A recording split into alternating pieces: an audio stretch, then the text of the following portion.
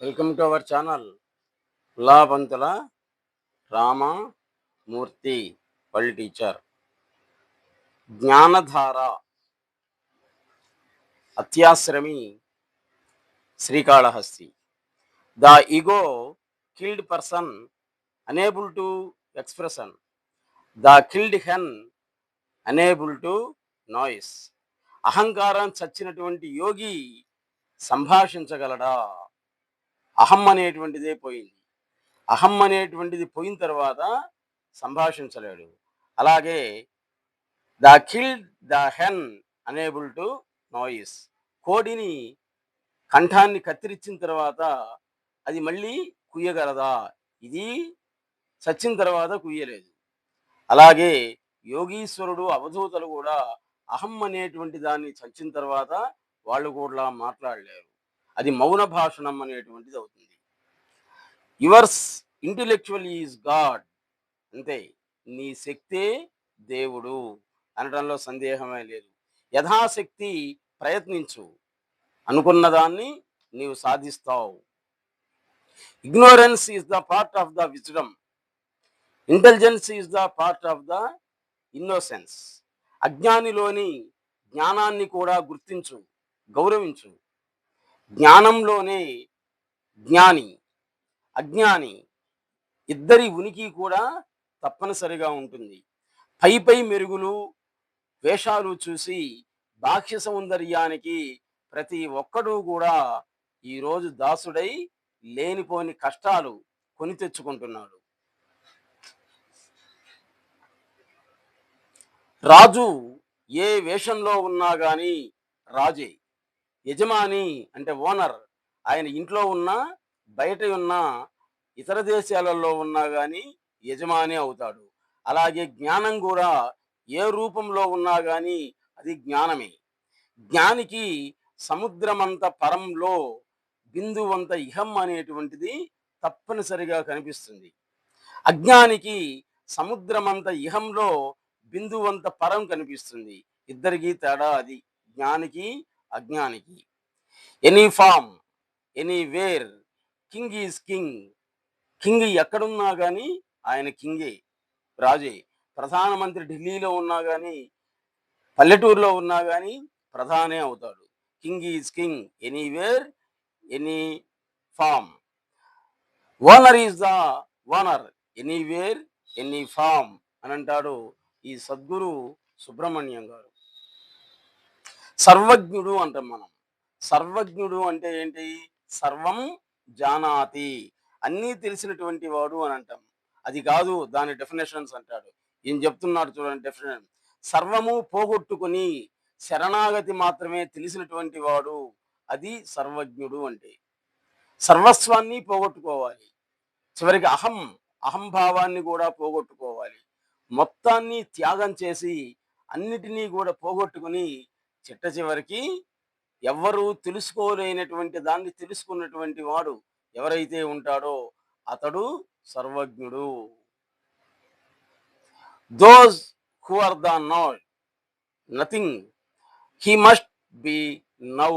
ఎవ్వరూ తెలుసుకోలేని దాన్ని తెలుసుకుంటాడు, ఆయన సర్వజ్ఞుడు. రమణ మహర్షి, జిల్లెళ్ళమూడి అమ్మవారు, అవధూత సుబ్రహ్మణ్యం గారు, ఇటువంటి వాళ్ళందరూ కూడా సర్వజ్ఞులు.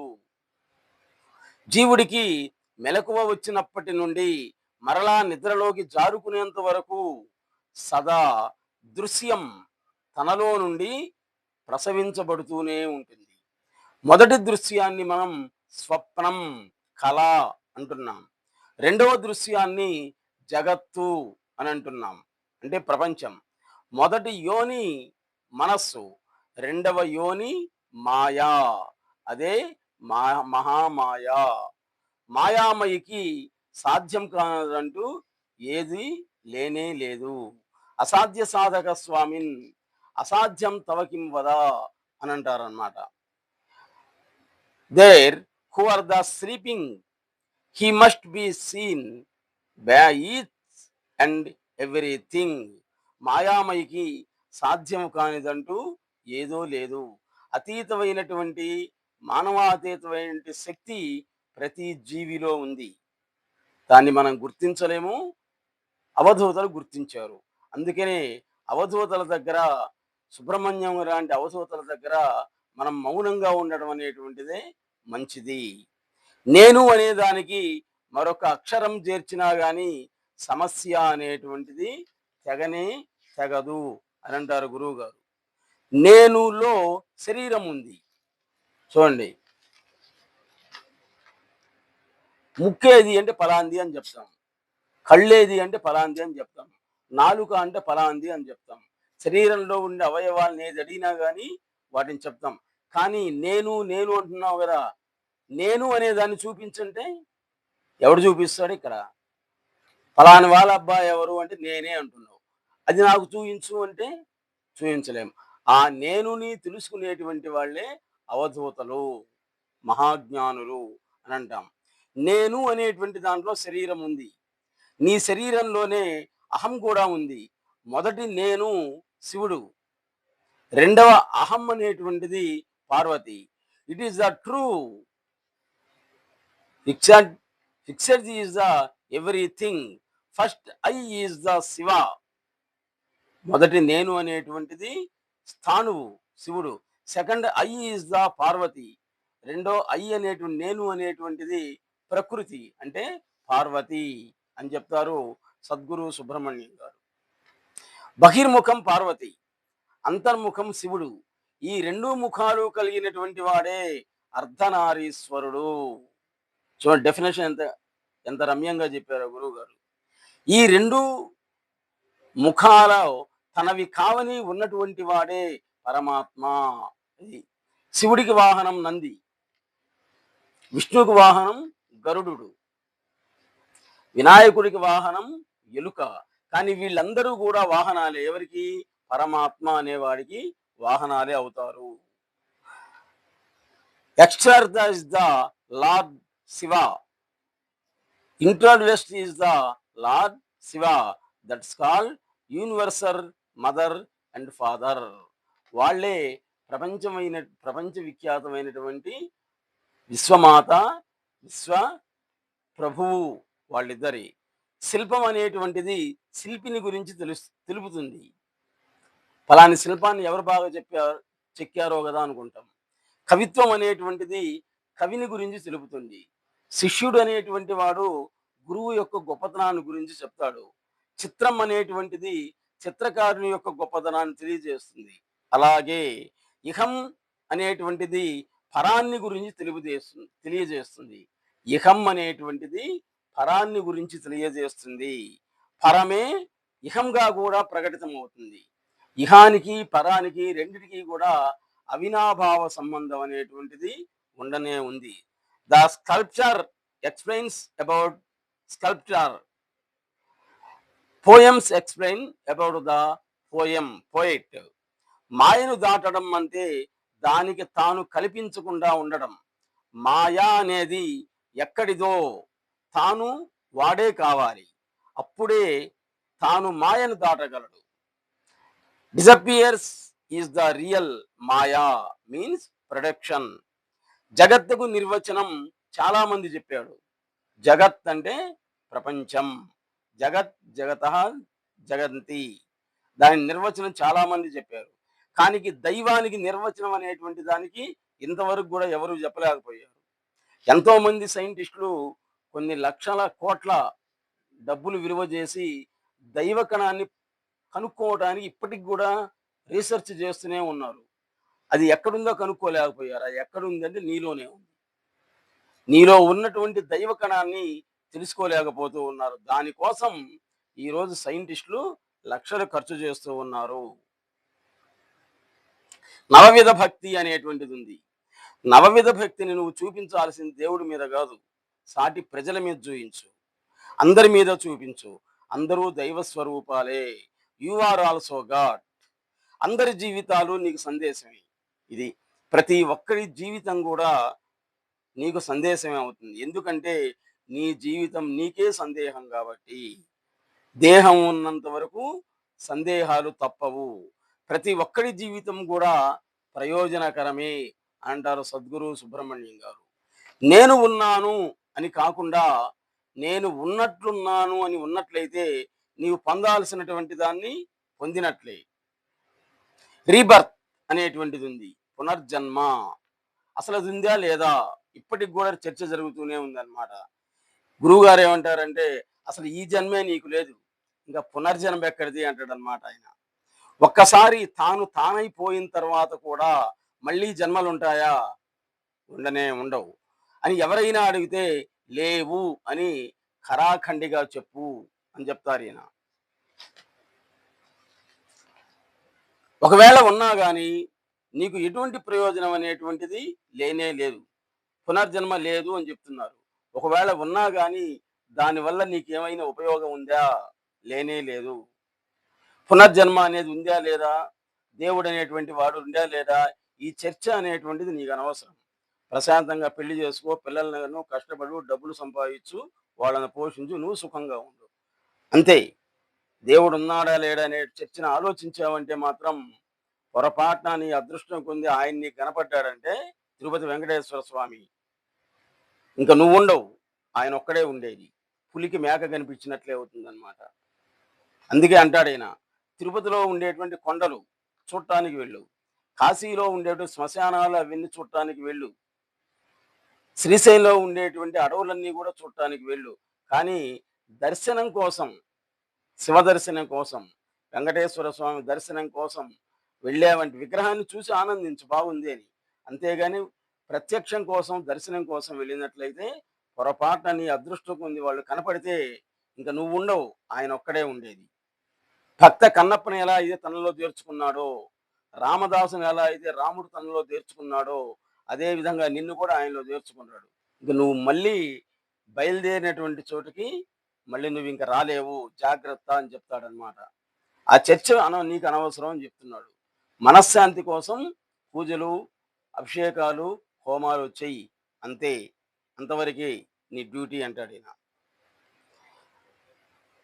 ఎందుకంటే చూడండి ఏం చెప్తున్నాడో, సినిమా తెర ఉంది, ఆ సినిమా తెర మీద ఎన్ని సినిమాలు వేసినా కానీ తెరకి ఇబ్బంది ఏమి లేదు, అది అరిగేది కాదు, కరిగేది కాదు, అది అంతే ఉంటుంది అనమాట. అదే విధంగా ఉంటుంది పరిస్థితి, దైవ పరిస్థితి కూడా అంతే ఉంటుంది. తెర అనేటువంటిది సత్యం, అది సదా ఉంటుంది. నీవు కూడా సదా నీవుగానే ఉంటావు. ఇలా ఉండాలి, ఇలా ఉండకూడదు అని నీవు నీ విషయంలో కానీ ఇతరుల విషయంలో కానీ అనుకోనట్లయితే అదే నీకు మనశ్శాంతి.